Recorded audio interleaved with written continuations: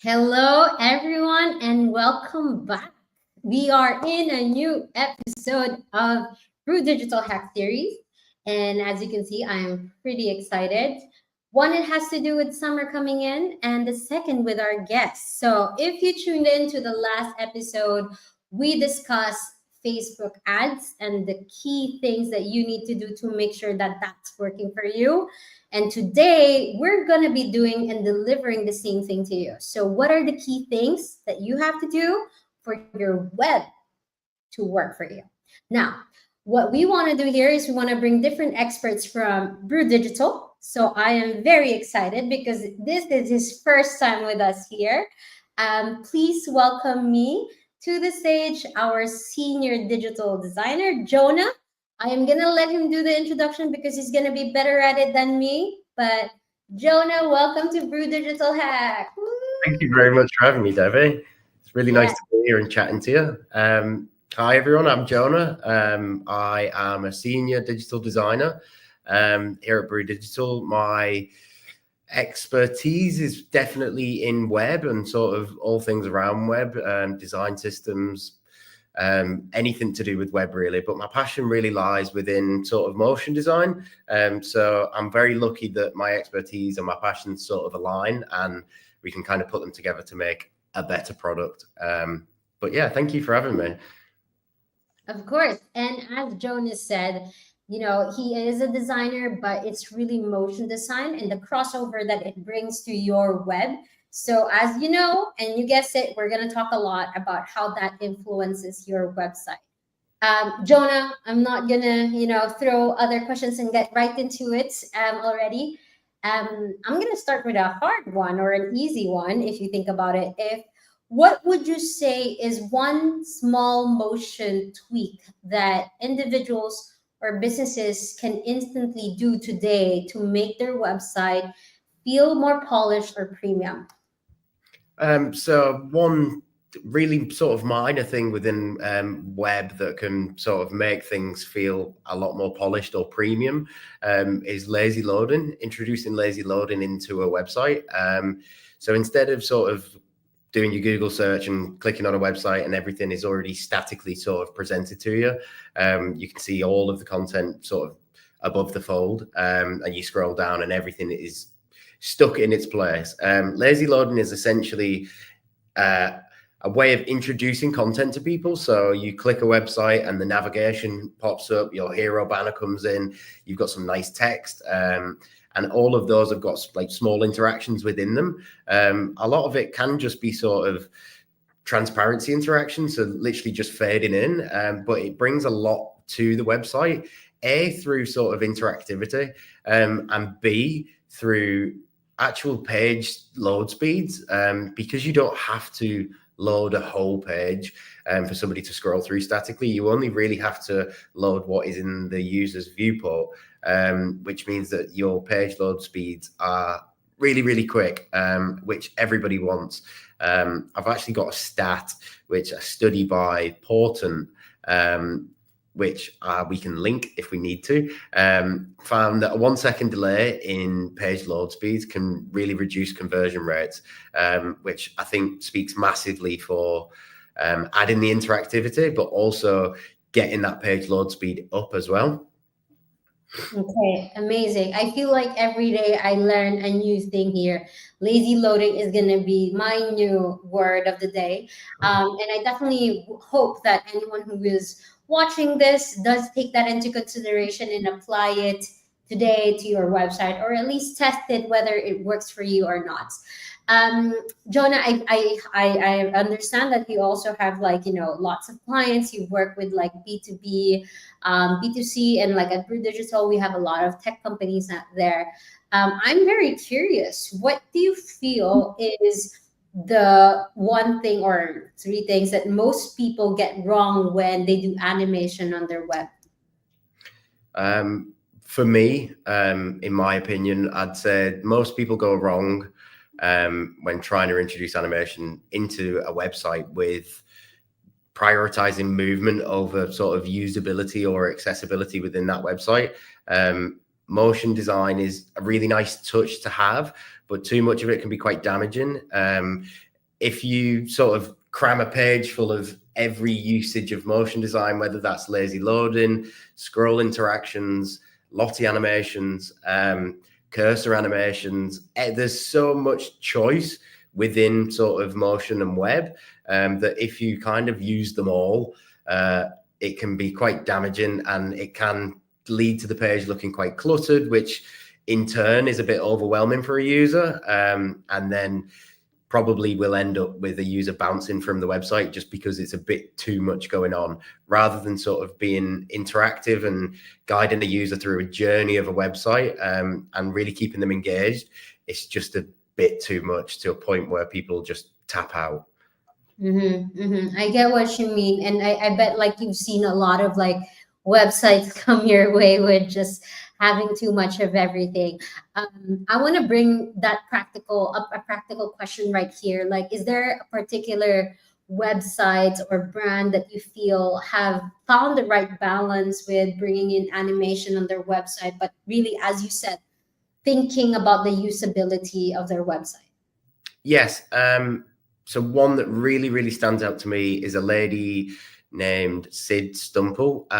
It's Sid with a CYD. And she is a creative developer who has essentially created her own portfolio website, but it's full of interactivity with page transitions, sort of hover interactions, call to action interactions as well, which seems like a really, really simple thing. But she's done it in a way that is really engaging and really drives you through that website. There isn't too much going on, but there is a lot going on at the same time. But all of it done very simply, to an extent of the website feels really, really premium and polished. That's amazing. So I think like for you guys who are curious, I think Jonah and we can also put that link in the comments. So make sure to check it out. I think here at Brew Digital, we're not all about by sharing our experience, but also what we see that in the industry that is working out well, and how we can make sure that our clients learn from them, not just from us. We have mentioned a lot about, where we see these animations and so on, but I think behind that, there are certain tools or workflows that you use to help you bring these ideas to life. So Jonah, I would love, to share like some of your secrets or some of your favorite things. Like, which tools or workflows do you swear by for creating this smooth and scalable motion on website? I guess the tools itself, and I guess it really is a workflow, to be honest, is the pairing of After Effects and Lottie. There's a plugin called Body Moving, which is essentially a way that you can export animations from After Effects into a JSON format, which is essentially just code. And that is predominantly what I use, to be honest.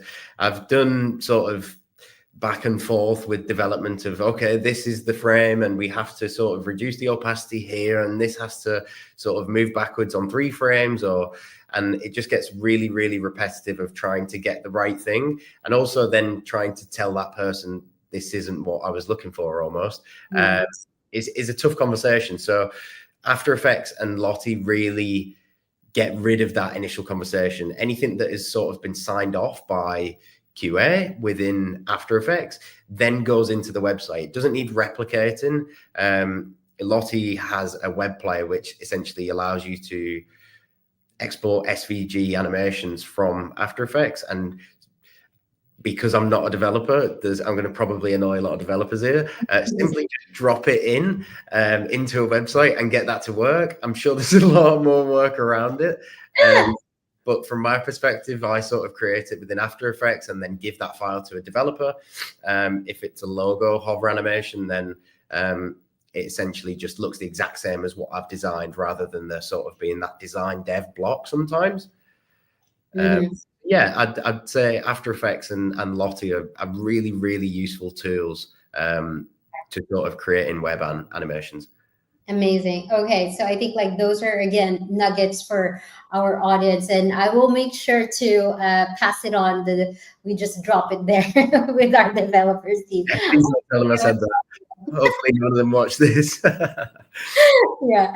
So I really want to bring your expertise to also my forte, which is, digital marketing and in social in general. It's all about, conversations about, I would say, like engagements, conversions, lead generation, all of these things.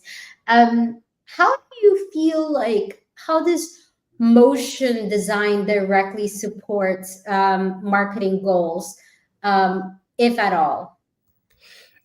So what I'd say is motion design can really interact with and support marketing goals through engagement and through genuinely engaging with the user. A lot of static websites sort of present the content to a user and the user makes the decision whether they really want to engage. Whereas, again, I come back to what I said earlier on the Sid Stumple site, there's so many options within that website where it's telling you to click this. It's giving you all the signs that make you want to click it because it's sort of a playful site, which drives you to interact with that website to see what you want to see, rather than it all just being presented and be like, okay, well, you can click any of this here. It drives the engagement through engaging with its users. I'd say that is a way that it really supports marketing and conversion is through engaging with its users, which sounds quite funny, really. How does it drive engagement? Well, it engages, but it does. Mm.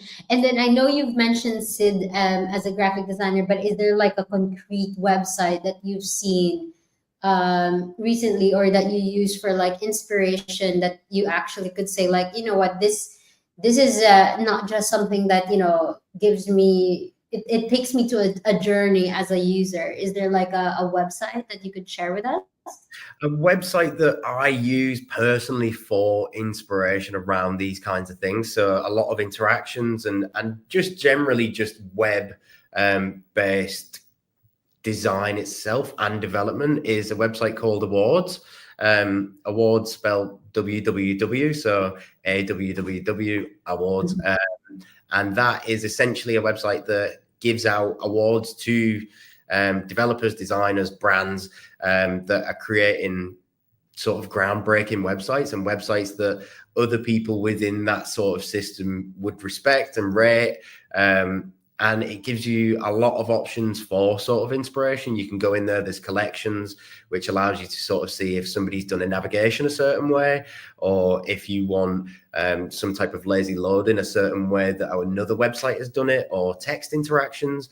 But awards is a really, really good one for people to focus on if they really want to get their head into the sort of motion and web kind of area. Another really nice website for things like that is CSS Tricks. And I said I wasn't a developer earlier, and I'm definitely not, but that allows you to see it from a dev point of view of seeing what's actually possible. Because although within the award site, there's a lot of stuff that it may be a little bit chaotic, the CSS Tricks, it allows you to sort of get that dev perspective of, okay, well, this is possible with this tech stack, rather than adding multiple different tech stacks on to get that one sort of interaction. So yeah, those two. Mm. But I'm just curious, and I'll do this as a follow-up question to you because you've mentioned about developers quite a lot in our conversation now. And how would you describe is the relationship with you and the dev team in creating projects like this? Like, is it like do you work in collaboration or can it be like handed off? Do you need to have like certain, dev know-how, and the dev teams need to have like certain, design know-how in order for you guys to work together? I mean, I am from Brew, but I'm very curious as to how your team works when it Yeah. comes to projects. So it's comms, it's communication. The more you can talk about something, the more you can sort of make something happen. Mhm.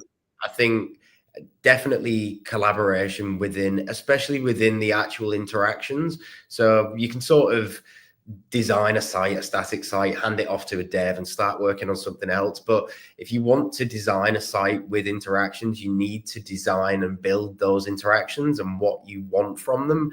So whether that means that you need to create some type of concept, maybe a prototype that you then show the developer. But a lot of it just is down to communication. I've had many a conversation with Martin Sherwood here at Brew, who is a front end developer, and he is passionate about interactions. So there's times where I'll be designing and he'll come in and be like, oh, could we do this? Or could we offer like this? And it just sparks a creativity between dev that probably don't get as much creativity as we do in design, but also in design, if you get that from a dev, it's really nice to know that something like that is possible. So yeah, communication and collaboration are massively key. But I think there needs to be a definitive idea around what you actually want to do when you're building that actual concept. Because if you build the concept and then add an interaction second to it, you can sometimes come up a little bit short because the interaction that you're trying to drive into something that you've already made won't necessarily work. Yes. You have to think about the interaction first and then build the concept from that. So whether that's a module on a website, whether that's a contact us form or an about us page, there has to be, what do we want to happen within this page? And okay, now how are we going to display that? So there's a lot of workflows within it, but the sort of tools and workflows with Lottie and After Effects have massively sort of allowed us to add flourishes that maybe devs couldn't do, or maybe that devs not couldn't do. Maybe the design have got a set way of it being, and that's already been approved. And then it's come to development and it looks a little bit different. So that removes that straight away. So there's a lot of tools and workflows that we can use, but I think the main one is just communication and just being honest with each other. And if you can't do something, then you figure out a way around it. Yeah, that's great, and thank you for answering that, because we are in digital marketing, and Brew Digital does service a lot of different services as well, including like web design, and it's a good preview of how our design team and our web team work. I am conscious about the time. I'm not gonna let you go before I ask you these two questions. So I guess the next question that I have is like, is there any project that you work on or you are working on that you are quite proud of? Or can you tell us a little bit more about that? Yeah, well, currently we are having a look at our own website, and that's something that's sort of quite dear to me. I think when I first came here, looking at the website that we had originally to what it is now, it's worlds apart. But I think as a company, with what we've done in terms of sort of people and the knowledge that people have, we're making a lot more use out of that now. So we're going to be iterating slightly on different things within different pages, but a lot of my collaboration with Martin specifically on this current project it's been really nice. It's been really enjoyable. He gives a lot of sort of information on what you can do and what you can't do, and there's none of that sort of, oh, we can't do that just because. There's always a reasoning why we can't do that, which is also a better in my knowledge from a dev perspective. But yeah, I'm really enjoying the sort of iterative Brew site currently. But another website that I really did enjoy creating was a bit of a, this is what we can do. We made a scrolly telling site, which is essentially you tell a story through the website. The website guides you through. It's very much so that lazy loading, everything comes in, it presents itself to you, and then there's maybe some type of interaction within that. And that was really fun.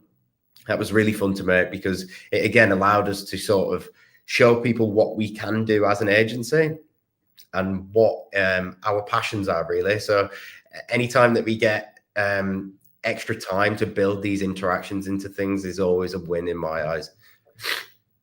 Okay, amazing. And I think as Jonah mentioned, our website is on its way to being the best website there is. I'm kidding.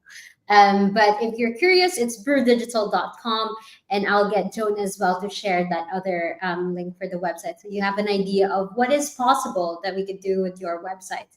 And the last question I have for Jonah is, there's a lot of trends happening nowadays. I'm going to mention AI because everybody talks about AI.